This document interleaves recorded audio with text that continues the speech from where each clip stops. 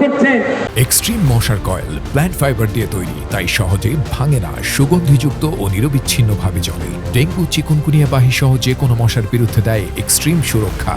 আমার মনে হয় আপনার বয়স হয়েছে, আপনার বিবেক বুদ্ধি এখন কাজ করছে না। আপনি ভালোই যে 12 তারিখে নির্বাচনের ঘোষণা দিয়েছেন, আমি বলবো কোন রকমে যে করেই হোক এই বাংলাদেশে একটি গণতান্ত্রিক নির্বাচনের মধ্য দিয়ে সকল রাজনৈতিক দলের অংশগ্রহণের মধ্যে দিয়ে একটি সুষ্ঠু নির্বাচন করে দিয়ে আপনি দায়িত্ব ছেড়ে দিয়ে কোন রকমে পালাবার পথ বোঝেন। অন্যথায় 24 সাল খুব বেশি দিন হয়নি, এই 24-এর গণঅভ্যুত্থানের মতো আবার বেশি বাধ্য হয় রাস্তায় নামতে। হাসিনা তো একটি হেলিকপ্টার পেয়েছিল, আপনি কি পাবেন? আপনি দৌড়েও পালাতে পারবেন না, কিংবা হেলিকপ্টারও হয়তো আপনার কপালে জুটবে না। সুতরাং সাবধান হয়ে যান। এই উদিচি শিল্পী গোষ্ঠীকে যদি মনে করেন যে কার্যালয়ে আগুন দিয়ে উদিচি শিল্পী গোষ্ঠীকে স্তব্ধ করে দেবেন, তাহলে একটু ইতিহাস ঘেঁটে দেখবেন। 1999 সালের ইতিহাস একটু পড়ে দেখবেন, 2005 সালের ইতিহাস পড়ে দেখবেন। এই 24-এর গণঅভ্যুত্থানে বন্দুকের সামনে দাঁড়িয়ে কি করে উদিচি শিল্পী গোষ্ঠী গান গেয়েছিল তার ইতিহাস একটু ঘেঁটে দেখবেন। ইতিহাসের পাঠ থেকে যদি শিক্ষা না নেন, তাহলে আমরা বাধ্য হবো আপনার এই যমুনায় গিয়ে আপনাকে সেই শিক্ষাকে দিতে। আমি আর আলোচনা দীর্ঘ করবো না, আমি শুধু বলতে চাই এই কার্যালয়ে আগুন দিয়েছে, কিন্তু বলার গান কি করে বন্ধ করবেন? এই কার্যালয়ে আগুন দিয়েছেন, কিন্তু আপনার গান কি করে কেড়ে দিবেন? এই কার্যালয়ে আগুন দিয়েছেন, কিন্তু ফাঁসির সুর কিংবা কবিতা থেকে আপনি কি করে মুক্তি পাবেন? আপনার বিরুদ্ধে লক্ষ লক্ষ কবিতা রচিত হবে, আপনার বিরুদ্ধে লক্ষ লক্ষ গান রচনা হবে। সেই গান বাংলাদেশ উদিচি শিল্পী গোষ্ঠী সারা বাংলাদেশের মাঠে ঘাটে পথে বাদ করে গাইবে এবং আজীবন আপনাকে ধিক্কার জানাবে যে ইউনুস একটি ব্যর্থ সরকার ছিল, ইউনুস একটি ব্যর্থ মানুষ ছিল, যে শান্তির নোবেল নিয়ে বাংলাদেশে অশান্তির যাত্রা শুরু করেছে। আজকে আগুন জ্বালিয়ে আমাদেরকে জমিয়ে দেওয়ার কথা যারা ভাবছেন তারা ভুল করছেন। আরিফ নূর বলেছে আপনাদের সে আগুনের বিরুদ্ধে কবিতা গান গাইবে, আপনাদের আগুনের বিরুদ্ধে নাটক গান গাইবে, আপনাদের আগুনের বিরুদ্ধে দোকান গান গাইবে। আমরা ওই খুলিকে ভয় করি না।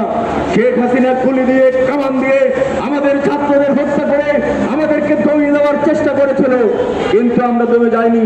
এবং গান কত শক্তিশালী সেটা যারা জানো না, সেই অপদার্থরাই গানের বিরুদ্ধে আজকে কথা বলো। গানের বিরুদ্ধে আজকে তোমাদের অধ্যাদেশ জারি করে গানের শিক্ষক নিয়োগ বাতিল করে দাও। এর জবাব বাংলাদেশ একদিন না একদিন দেবে। সেই জবাবের প্রতীক্ষায় আমরা থাকলাম। আর কটা দিন সবুর করো, রসুল বলেছি। সে রাত্রেবেলা সংবাদ সম্মেলন দেয়, গাঁজাখুর না হলে ওই সংবাদ সম্মেলন দিতে পারে কেউ?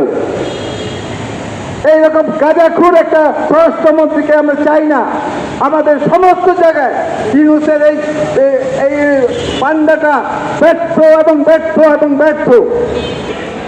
আজকে 71-এর পরাজয় শক্তি যারা জামাত শিবির রাজাকার, তারা আজকে দেশ শাসনের স্বপ্ন দেখছে, তারা ইউনুসের সলা পরামর্শ দিচ্ছে, ইউনুস তাদের কথাই চলছে। আজকে সারা বাংলাদেশের এবং সারা পৃথিবীর হাজার হাজার উদিচির শিল্পী কর্মীরা আজকে ভারাক্রান্ত।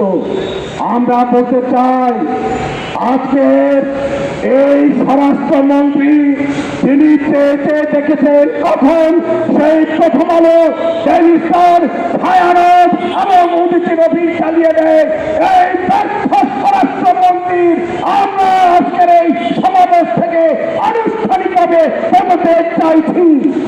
যদি পদত্যাগ না করা হয়, ইউনুস সরকার তোমরা এই উদিচির আন্দোলনের ভাষণ এই 24-এ আমরা উদিচি শিল্পী গোষ্ঠী গণতান্ত্রিক সংস্কৃতি ঐক্য সহ সারা দেশের শিল্পী কর্মীরা এই 24-এর আন্দোলনে গান গেয়ে কারফিউ ব্রেক করার সংগঠন।